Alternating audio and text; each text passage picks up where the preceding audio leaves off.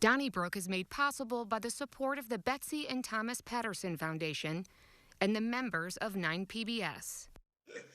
Hey, thanks for joining us for this edition of Donnybrook. Great to have you with us. The regular crowd is in the house. We'll meet them in just a moment. But first, I want to tell you that on Next Up, you won't want to miss that because David Dwight from Forward Through Ferguson will join us along with local attorney Greg Willard, who's an adjunct professor at the St. Louis University School of Law. Lots to discuss this week, of course. Let's meet the news director from the Big 550 KTRS, now in her 26th year there, right, with the Big 550, and the co-host of the Jennifer and Wendy Show, Wendy Wiese, along with Mr. Bill McClellan from the St. Louis Post-Dispatch. Also from the Big 550, Mr. Ray Hartmann. He's also with rawstory.com and the Riverfront Times. And we welcome from the St. Louis American, as well as the Dave Glover Show on KMOX, Mr. Alvin Reid. Bill, let's start with you. Last week's guest on Next Up, Tishaura Jones, is now known as Mayor Tishaura Jones. She was sworn in this week at City Hall. Conspicuous by her absence was the former mayor, Lyda Krewson, who says she wasn't invited. And the first act of Mayor Jones was to follow through on a campaign promise to try to defund the medium security workhouse on Hall Street. What do you make of the first few days of Mayor Tishaura Jones's tenure as mayor? As far as the workhouse goes, while I've not been in favor of closing it, as Mayor Jones said on this show last week, it was a campaign promise and she's going to follow through on it. So she did. So good for her. As far as not inviting the former mayor to the inauguration, I was sorry to see that. Not just because I want everybody to like everybody else, but it just seems to me that if you're the mayor, you want to be on good terms with your predecessor so that you could call her in and say, hey, is there some history I don't know about this? Or I'm trying to talk to Ray about this, but Ray just won't listen to me. So Wendy, would you go talk to Ray for me on, there's just times when maybe you could use the connections and maybe the knowledge that a predecessor had. So I was sorry to see Tishaura Jones not invite her. I don't know if it's like a formal thing, but if Joe Biden could invite the former president to the inauguration, then I think, Tishaura could have, and then I would have, told the former Mayor Krewson that, the first course on the luncheon afterwards is crow chips. So here you go. I might have made a line where, the previous mayor didn't get much done while she was just sitting there. I probably would have taken a shot, but I would have sent her an invitation. Maybe it's good that you didn't send her an invitation. Maybe that's better skipped. Okay, well, let's move on to the next topic. I'm sorry. I don't think it's a big deal. I mean, I think there was no love lost there, I don't think. And I don't think, first of all, Tishaura Jones needs anybody's institutional memory to do what she's going to do. I understand what Bill's saying, but, frankly, and yes, it'd be nice if all of our politics were more cordial and whatever than they are. But, I remember the night that on election night when Tishaura Jones won, at one and the same time, Darlene Green had sent an email out. This is while Tishaura was on the screen talking. Darlene Green, that's a beautiful email congratulating both Tishaura Jones and Kara Spencer for running a good race. And at the same moment, we had an email from Lyda Krewson talking about Proposition E passing and didn't even reference Tishaura's victory. So I'm guessing there's more history there. And I just think it was such a great ceremony and she's off to such a great start. Obviously, there's a honeymoon period that won't last forever, but I don't have a problem with it. I wish it well, Ray. I think everybody does. But I think I understand what you're saying, Bill. I'm not. Yeah. And in closing the workhouse, she's talking about what, like an $8 million savings. There was There was money there for social workers and reentry. There was money for investigations of allegations of abuse and mistreatment on the part of the guards. And she was wearing white. It was snowing in April. I mean, it was perfect in so many ways. And anybody that I talk to, and there are a lot of people who are very curious about her. I always say the same thing. We all have to root for her because she is responsible for our hub, and we can't. Well, she is. That's not the Donnybrook way. We take our politicians to task, and when it comes to that workhouse, Ms. Wiese, let me just say this. And you can't release inmates. I agree, Charlie. I mean, from the workhouse and then send them down to the Justice Center where we know that locks don't work. And I think reimagining law enforcement while you have a skyrocketing violent crime problem, she's gonna need a lot of our well wishes. That's all. Don't forget, it's at the Justice Center where the residents there are protesting, not at the workhouse. She says that the food is moldy at the workhouse.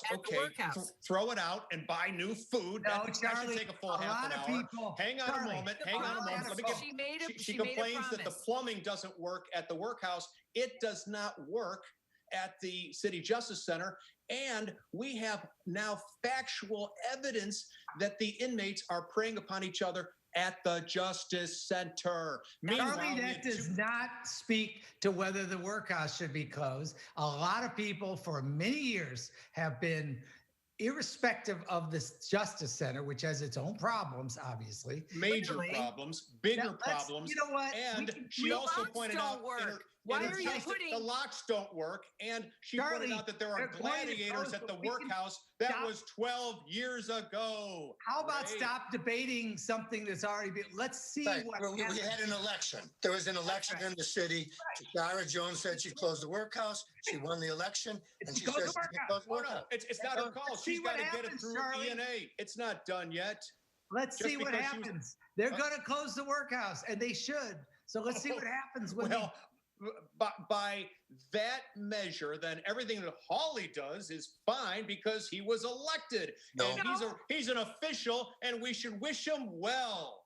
I just heard that about Tishaura, right? And so when he votes against the hate crimes bill that would help Asian Americans, let's support him. No, Charlie, there's a difference. Here's an apple and here's an orange. Thank you, Wendy. Charles, the difference. Here's a Republican, here's a Democrat, different rules. Charlie, Josh Hawley is wrong about everything. This is right. There's a difference. And so, and Tishaura wasn't just a campaign. But let's talk about Hawley really briefly, because to make senatorial politics more interesting, Mark McCloskey says he might throw his hat in the ring. Ray, what do you think about Hawley being the only senator out of 96 who voted? I think it was 95-1 who didn't vote to support legislation that would train police, establish a hotline, also improve education about Asian Americans in this country. White nationalism is Josh Hawley's brand. It's the mother's milk of his campaign. I mean, he is going to be against anything that doesn't help him, that does help him by being against it in the culture war. Josh Hawley has declared himself to be the heir apparent, I don't think he's going to make it, to Donald Trump in the culture war. That's his whole shtick. And so, he's going to do it. I mean, it's, white nationalists got to be white nationalists. He's going to do what he's going to do. And I don't find anything he's surprising that he does in that respect. He's playing to the base. I can't argue with that. I mean, not much you could say about Josh Hawley other than he does stand by himself this time and looks ridiculous. And, so be it. I don't think that helps him in Missouri too much. But you're right. I wish our leaders the best. He's had a one-man war going with China for some time now. But this is when you think of what happened in Atlanta and what we are learning about what's happening across this country, it's egregious that he had nothing to do with it. Right. Well, also, okay. Charlie, I wish when Josh Hawley was elected, I wished him the best. He has earned the spite of people like me. I didn't have any problem with Josh Hawley winning that election. But if you want to act like you're in the Klan, then yeah, I got a big problem like that. Yeah, I think he's actually about China, because Ann Wagner this week was tweeting about Beijing Biden. Donald Trump in 2018 went out of his way to congratulate Xi Jinping on being named president for life, and talked about how he wished he could, and half jokingly, and he had like 15 times in 2000 that he praised Xi for his handling of the pandemic. And now all of a sudden, all these people like Ann Wagner and Josh Hawley are these big China warriors. Now, Donald Trump didn't stand up one time for the people of Hong Kong. And yet now they never said a word about that. Now all of a sudden, all they can talk about is China. It's crazy. Fair point, Ray. Let's move on to you, Alvin Reid, closer to home. Ernie Trachis in a fracas over the weekend. He was driving down 6440 when I guess someone decided to take a shooting iron and shoot at his moving vehicle. So there were 2 or 3 bullet holes in his automobile. And it is true that there seems to be more rolling gunfire on area highways. We lost a 17-year-old boy Tuesday night to gunfire. Of course, that's about the 11th time since last April that somebody on just Highway 70 alone has either been shot at or killed in gunfire on the highway. So it's been announced that the Highway Patrol is going to come back and patrol some of our highways. I think local municipalities don't patrol our highways anymore, and I think it's because the revenue they could generate from those tickets was limited by Senate Bill 5, which was endorsed by then Senator, now Attorney General Eric Schmidt. Do you see a connection, Alvin? Well, once again, it's funny how this works out. Once you got west of Highway 270 and somebody's car gets shot up, and granted, it was Ernie Trachis. Now we have to take action. We have to have the police. It's Dodge City up there, by Bellefontaine Neighbors and all that on the highway. But, now we have to take action. And I don't think it's the lack of revenue that is so they don't give tickets. So I just think it's just more guns and more violence. And I think the just proliferation of guns has more to do with it than anything else. That's how people settle their problems now, with a gun. It's a new thing. I mean, I remember the long ago days when drive-by shootings were new. Never even heard of it before. Drive-by shooting. And now it's rolling gun battles. Gun battles, yeah. Well, and as I've said before, the pandemic has brought out some really crazy behavior on the highways. And I don't think I hate to say this, but I certainly don't think it's going to get any better anytime soon. Well, no, it doesn't seem to be. Wendy, what about a gas tax in Missouri? It's been suggested by both labor and business that maybe we should take our 17-cent tax and move it up to 29 cents, phase in that 12 cents over 5 or so years. I say, why not first wait to see how much money we get from the federal government? Because, there is an infrastructure bill. Do you think we should go ahead anyway before we find out how much money is coming from Washington? I think that on President Biden's list in terms of infrastructure, the wish list, we received a C- as a state. We have, I think it was 2,200 bridges that are graded as being in poor condition, and 7,700 miles of road graded as in poor condition.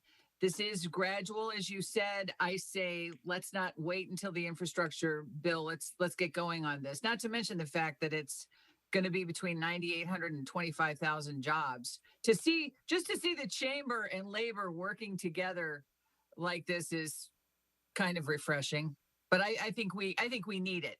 I think we need it. We've heard too many times about roads and bridges in this state. Revenue starved is not a good way to run a government. Okay, and Wendy's right. I mean, at least some, I would assume, I don't know the numbers, a substantial part of those tax dollars will come from people using our roads from out of state, I would think. And we're the most centrally located state out of 50 in the country, or north, south, east, west. There's probably a more persuasive argument for tolls, which I was just going to say that, Ray. This is why it's stupid to pass a law that says you can't have tolls, and then like 3-4 years later, you're trying to pass a gas tax. I mean, it's nonsensical, but I guess we're used to that coming out of Jefferson City. Absolutely, Alvin. I mean, I wrote about it, beat my head against the wall for 10 years. We had tolling authority for Highway 70. It would have been a huge windfall. And you could set the tolls up so that local people, like within St. Louis, if the toll was at the bridge and then not till, west of Wentzville or something, people in our area wouldn't be paying them every day to go places. It would have affected people in Illinois working here. But the point is, it would have been just untold millions, hundreds of millions, whatever it is, coming in from truckers and people tearing up our highways, but they wouldn't do it. And I think this is the next best thing. The only thing I got to say about that, and I do agree about tolls, and I might even vote for a gas tax increase, but Illinois has a higher gas tax and it's got tolls. And I think our highways are better than Illinois'. I mean, certainly on the Metro East Side and in Chicago. Well, that's just so many cars, Charlie. I mean, for every one car we're driving around here, there's probably 27 in the Chicago area. So I think that's part of it. There should be more money going in between the gasoline tax and the tolls, right? Well, yes. I'm just saying that the condition of some highways in the Chicago area are for the number of cars. And by the way, I don't necessarily agree because I've been going up there a lot, with Bryce being in college, and I didn't really see that big a difference. They got more lanes too. Well, how about you, Alvin, when it comes to taking a left on red? If legislation in Jefferson City passes and is signed by the governor, you'll be able to take a left at a red light on a one-way street in Missouri. Are you for this in Kirkwood? I am for this. When I moved back to St. Louis, I had to take the written test to change my driver's license over. This is in 1995. I got every question right, except can you make a left turn? If there's two, like one-way streets, can you make a left turn on red? And I said, no, I thought that was ridiculous. And the lady grading the test said, no, actually, that's legal. Now, I don't know if that was statewide or here or at that particular office of the DMV, but that's a true story. So maybe something changed since 1995. I don't have a problem with that. Well, let me stand up for tradition here. There's something fundamentally wrong, Alvin, taking a left at a traffic light, even if there's nothing coming. I mean, I'm always pulling out the Skinker Boulevard in the early morning and wanting to make the left, and there's no cars coming, and I think I ought to just be able to do it, but I don't. I think we have to have some principles. And You're a good citizen. No, you're a good citizen. When I traveled, when I still have psychological wounds from traveling to Southern California.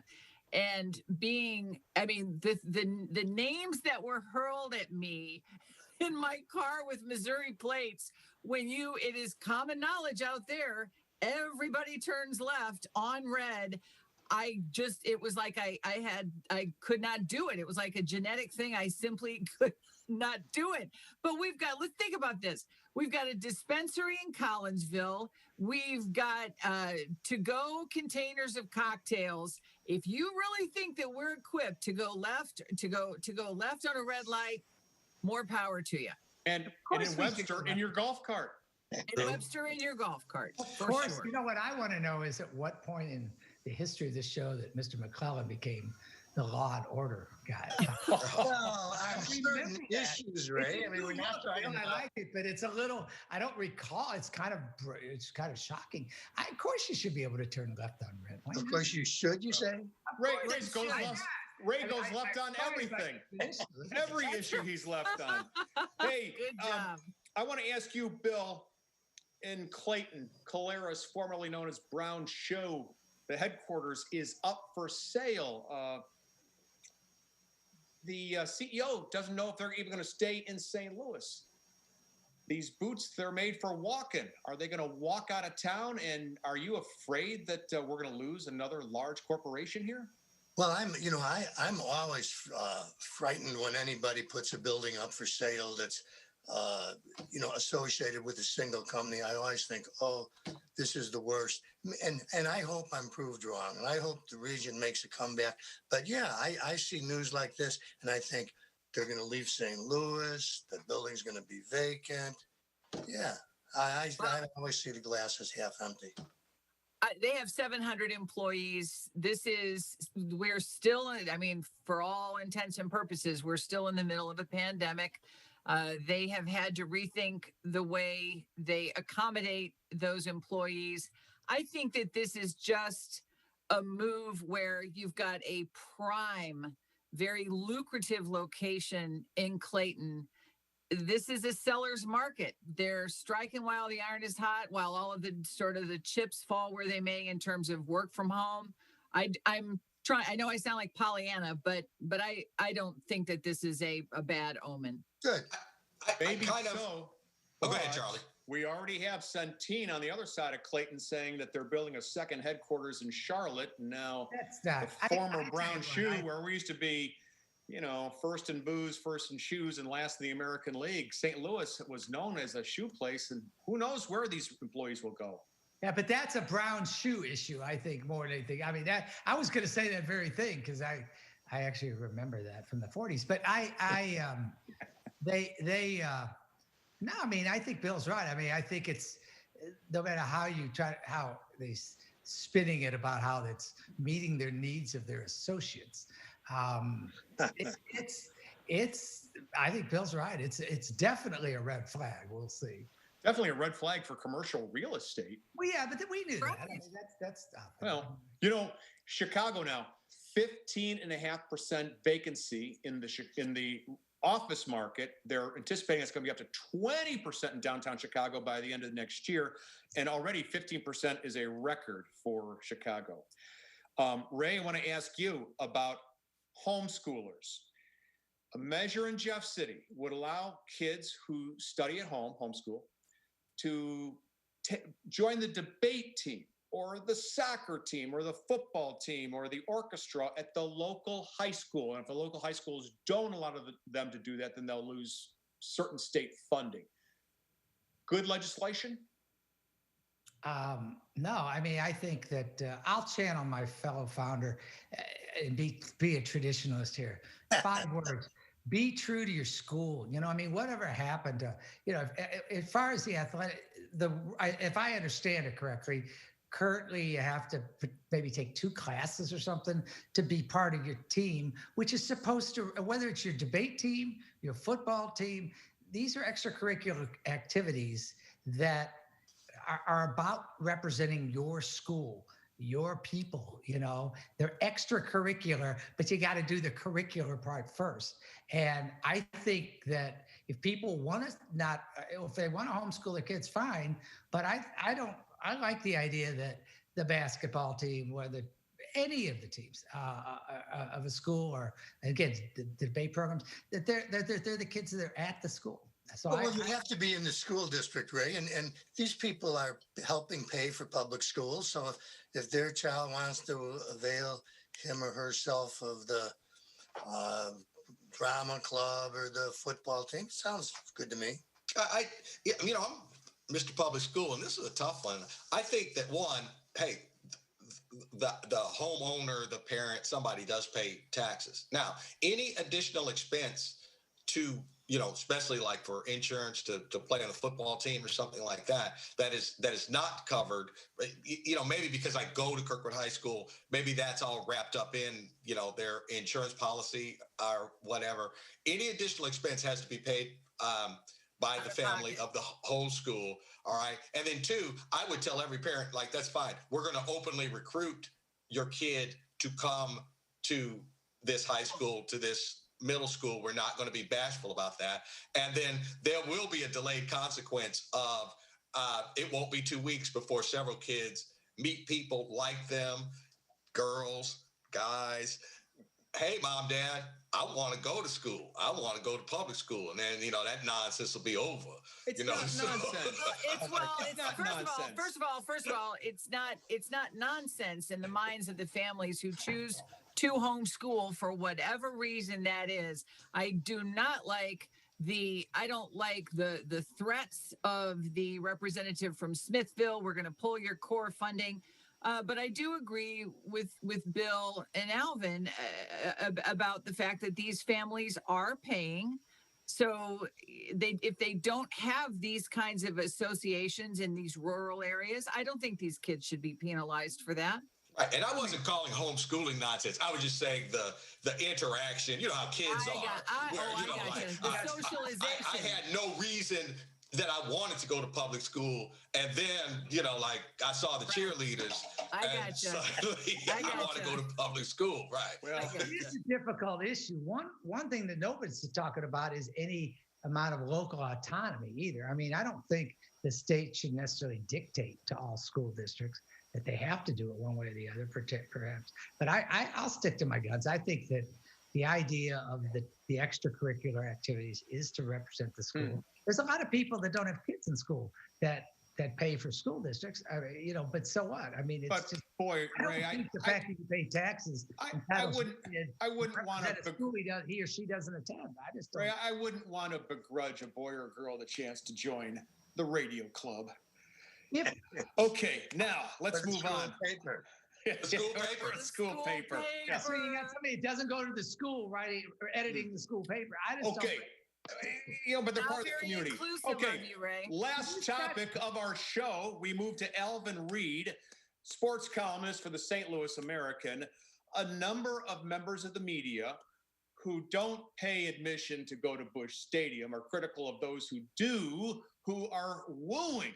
Kind of like Rick Flair. I can't even do a woo. I don't even know what it is, but is that what it is? Remember it? Alvin, what do you think? I've got no problem with the wooing.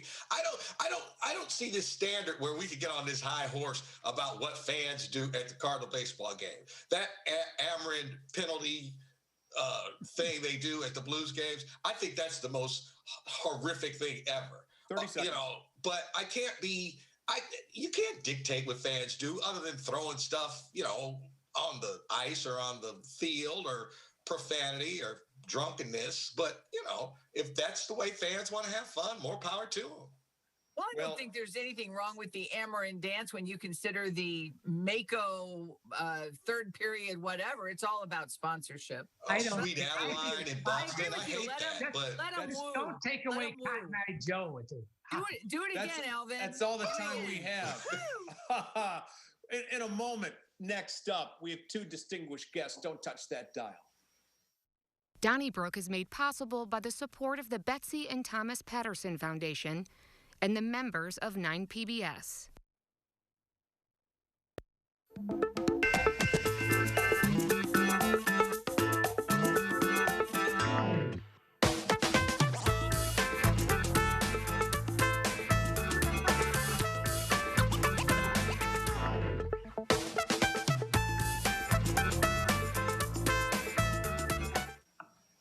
Hey, thanks for joining us for Next Up. This is where we talk to community leaders about what's going on in St. Louis and around the world. And this week, it seems like everybody in the country is talking about police and possible police reform.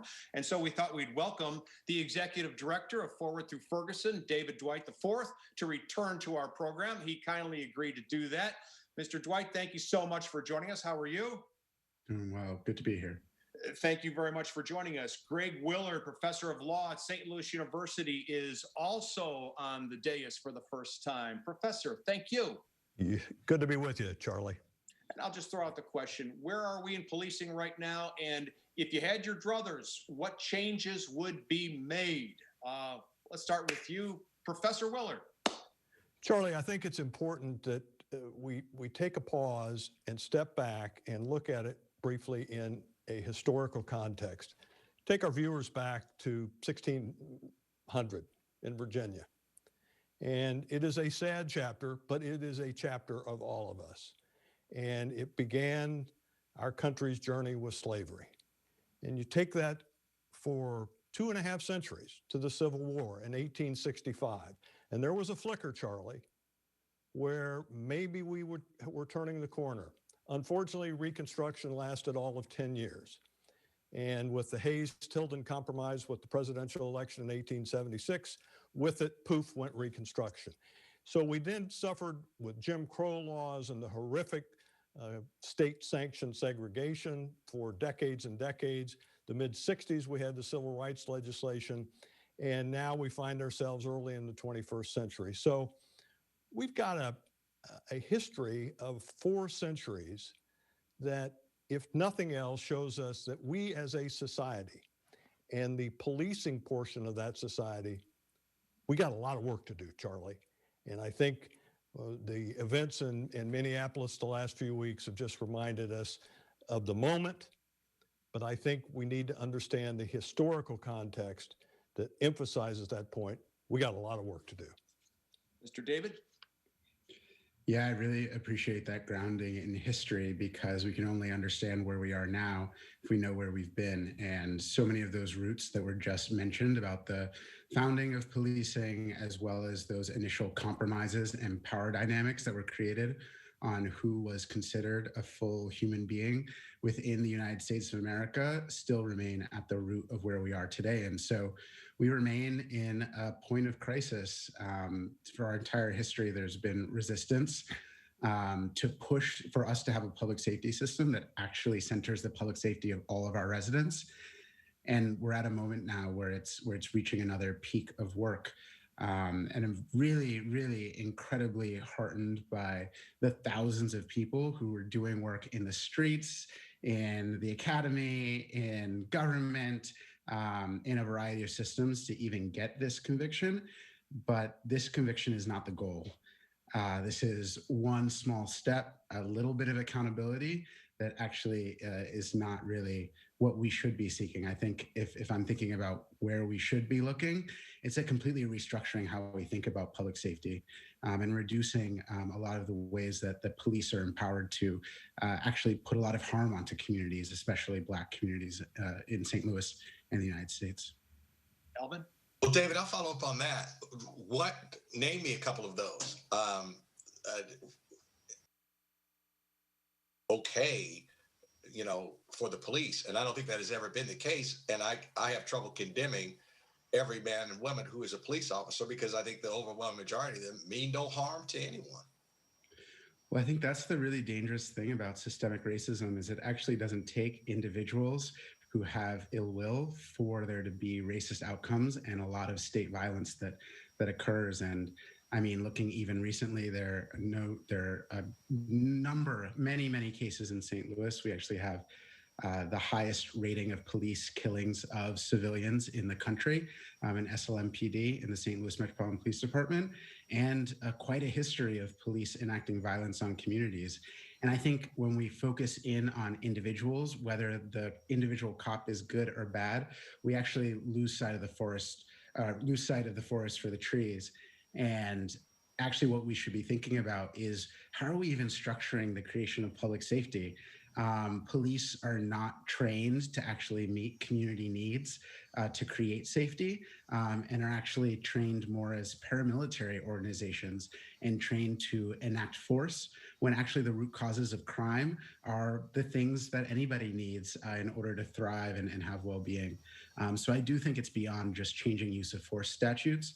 I think it's actually restructuring and moving out some of the functions that we currently have as police, and putting them into more appropriate professionals that can respond to community members.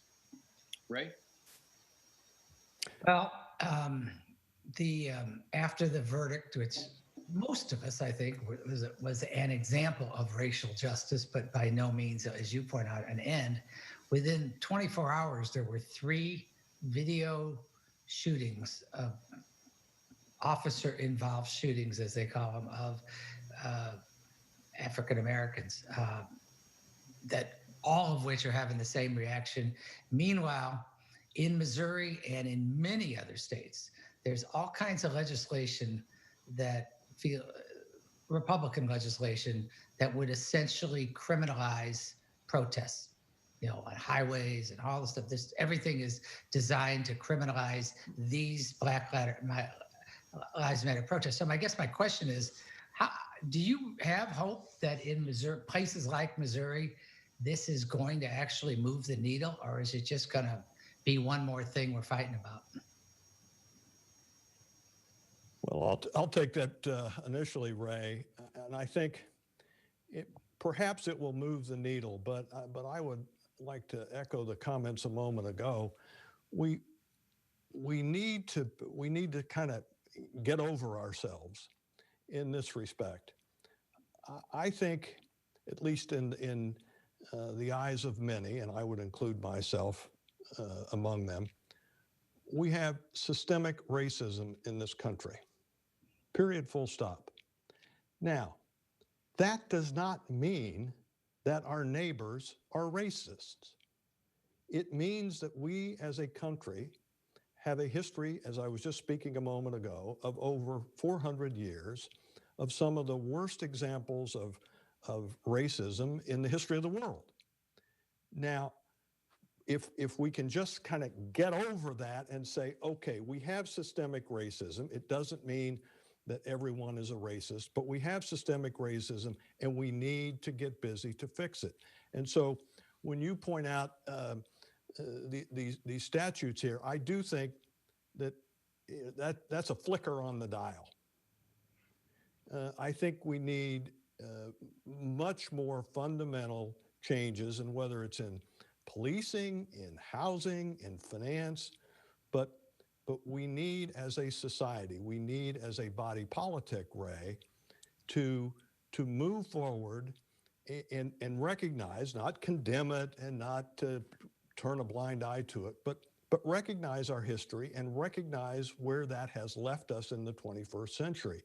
And sure, there may be a policy change with this police department there or here that will help, but we need to think big, Ray.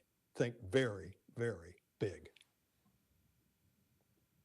Yeah, I would agree with that. We actually, Fort through Ferguson, have studied policy changes that have happened locally in police departments in the 6 or so years since the murder of Michael Brown and the Ferguson uprising.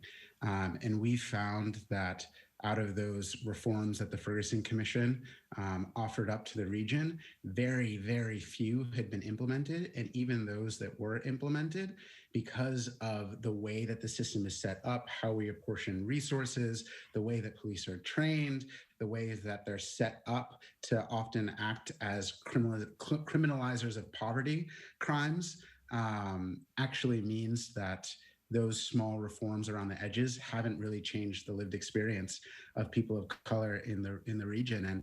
And it's with that kind of reflection and learning that we see, like Professor Willard was saying, we've got to go deeper. It's a more fundamental restructuring that's needed in our region. Bill? If I could be forward-looking here for a moment, and the specifics, like this seems like a moment in time, nationally and locally, not only in Minneapolis with that verdict, but Tishaura Jones becoming the mayor, the Board of Aldermen is more progressive.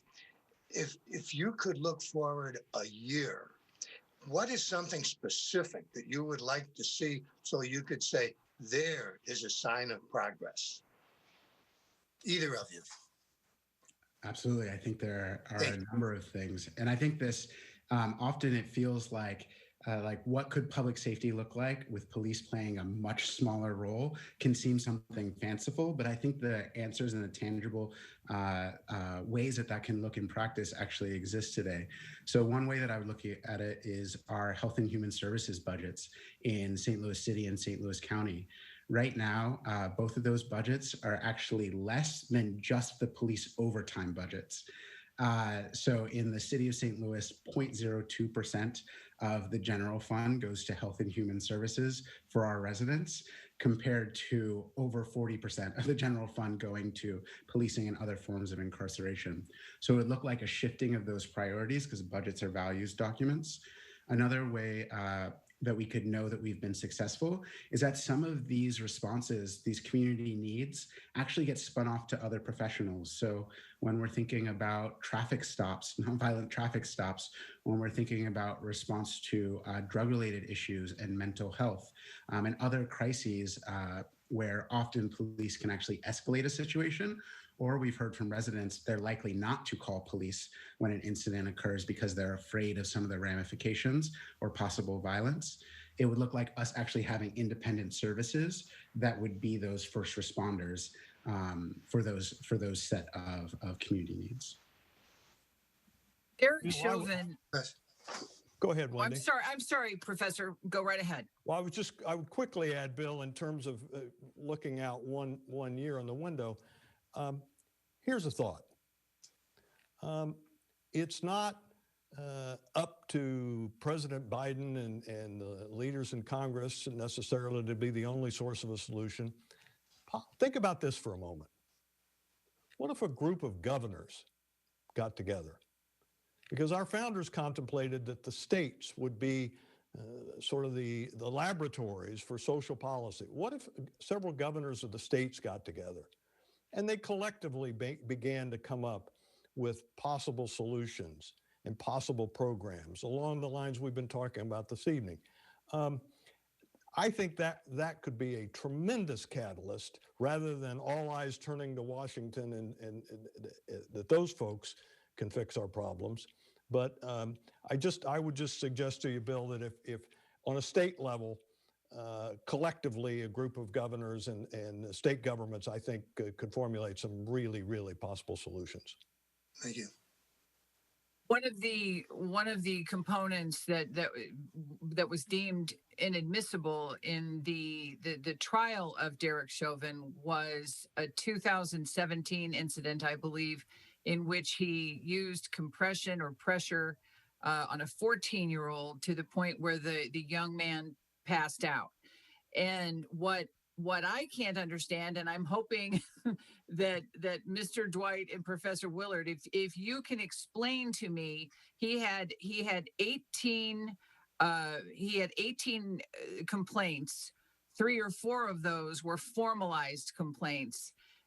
How do will we now do a better job of weeding out these police officers who, in the words of Professor Willard earlier this week, are such an insult to the law enforcement officers who do their job commendably on a daily basis? David, we'll start with you. Yeah, absolutely. I think you bring up a really important point about the lack of accountability that exists and how these behaviors are often tolerated by police departments and often protected, sometimes by police unions, but also other officers within the force. Some of you may have seen on social media, they were recirculating the press release that was first put out after the murder of George Floyd, which completely misrepresented what had happened to take accountability away from the officer for what he had done. And I think we don't even have to look to other states for those kind of practices. It actually happens here in St. Louis and across the state of Missouri, where records for misconduct and violence that officers perpetrate are not actually public record and can be incredibly difficult to access. And we don't have a public-facing use of force database so that the public can see the trends and hold our departments accountable. This is also something that's sometimes called the Muni Shuffle, where these records of misconduct by officers are supposed to be reported up to the peace officers standards and training body at the state level. And then that's supposed to bar them from being able to move to other departments. But we routinely find out that a lack of accountability, a lack of diligence on the part of police departments mean that accountability doesn't exist. And so I would say that accountability has to be increased, but the way to do it transformatively is to actually involve more community voice in how we set our public safety and to involve more civilians in oversight roles over how we do public safety. Wendy, I would I'll give you 2 answers. First is a sort of a textbook or a law school classroom answer, and then the second one, hearkening back to my earlier comment.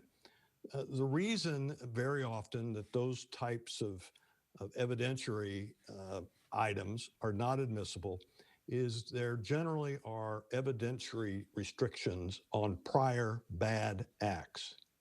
And the rules are rather complex, but that there's a reluctance on the courts to allow prior bad acts to come into evidence. Now, having said that, think about this for a moment, back similar to my colloquy with Bill.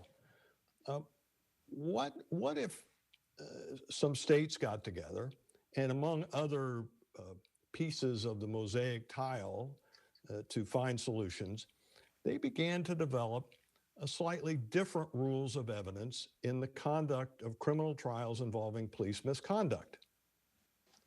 And the rules of evidence governing police misconduct, maybe they are slightly different to include the prior bad acts, the things David was just talking about. There's no reason that rules of evidence cannot be adjusted to get at the root from the legal process standpoint of these problems. Because at the end of the day, we can all agree on two things. The sun's going to rise in the east tomorrow, and the men and women of law enforcement who are out there doing the job right now to protect us, they need our support. But they also need those who bring ill to the badge. They need the court system and society to deal with those swiftly and fairly. And it seems to me that you've identified a problem, Wendy, restrictions on prior bad act testimony in a criminal trial. Well, by golly, maybe some people, certainly a lot smarter than me, could formulate some solutions to make those types of prosecutions a little more open, a little more transparent, and a little more, shall we say, comprehensive, Wendy. Mr. Dwight, if I could follow up on your thoughts earlier on moving resources maybe from the police to human services.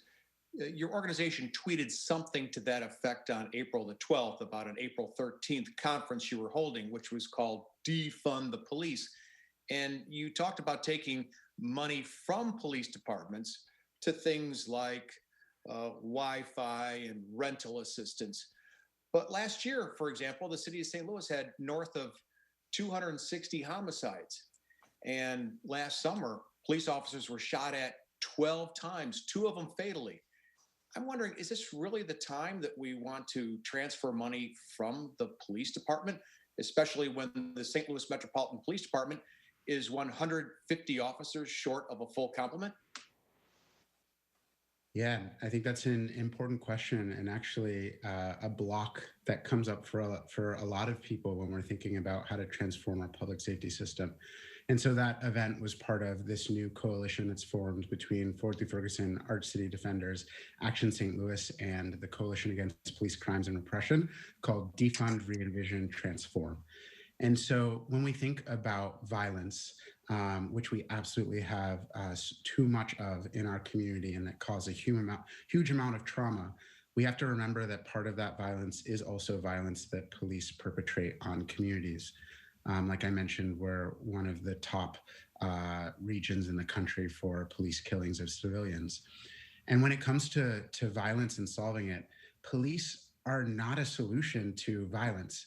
Police actually come after a violent incident has already occurred. And then on top of that, our clearance rates are some of the lowest in the country when it comes to clearing homicides. And so even if we were to increase the amount of police, it still actually wouldn't solve for the root causes of violence because it's approach afterwards.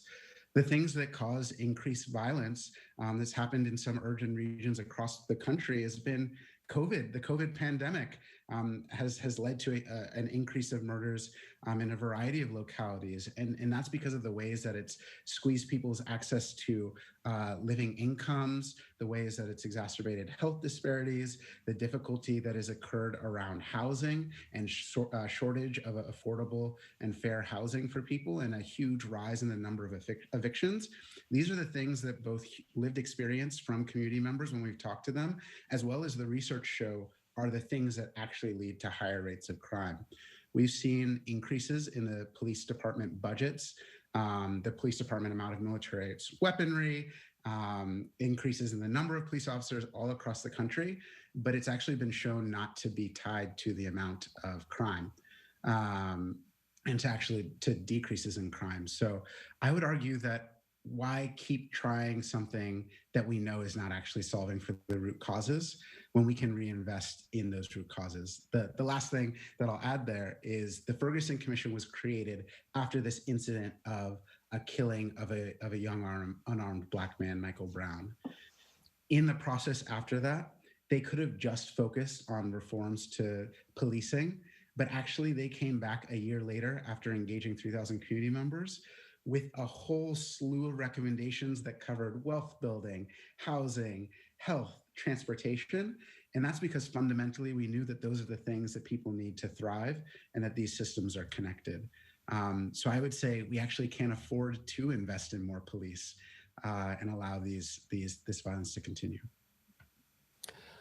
I would add to that that similar to my comment a moment ago is I've been frustrated, I guess, as a citizen by so many in the public square getting hung up on the terminology defund the police.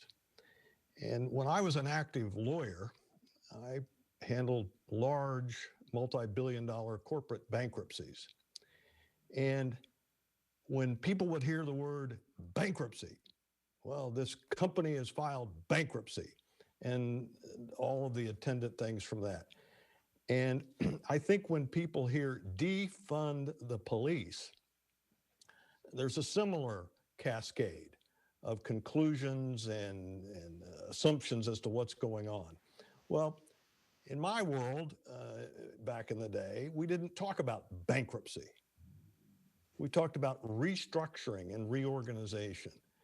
And words have meaning. And so I would hope that those among us who in the public square and otherwise who are coming up with solutions, words have meaning. And I think the sooner we can move the conversation away from this notion of defunding the police and whether it's, in my world, restructuring or reorganized policing, as David has just been pointing out with some of the ideas, that I think that would go a long way to getting us as a body politic centered so that we can come up after 4 centuries, finally, we can come up to deal with the problem of racism and policing. If I could just jump in, forgive me, David, that's your word, defund. Do you want to use that word? Yeah, we actually are using that word, but we're pairing it with a variety of other things. The campaign is called Defund, Re-Envision, Transform, very intentionally, but the reality of it is defund is the first step. It has to happen in concert with some other things, but we often talk about the need to break down systems that aren't serving us so that we can reimagine and create new systems in the process. It's not about the demands of the campaign are not to zero out in this year from policing, though I would challenge us to think about a world 20, 25 years from now where we've completely restructured how we think about public safety.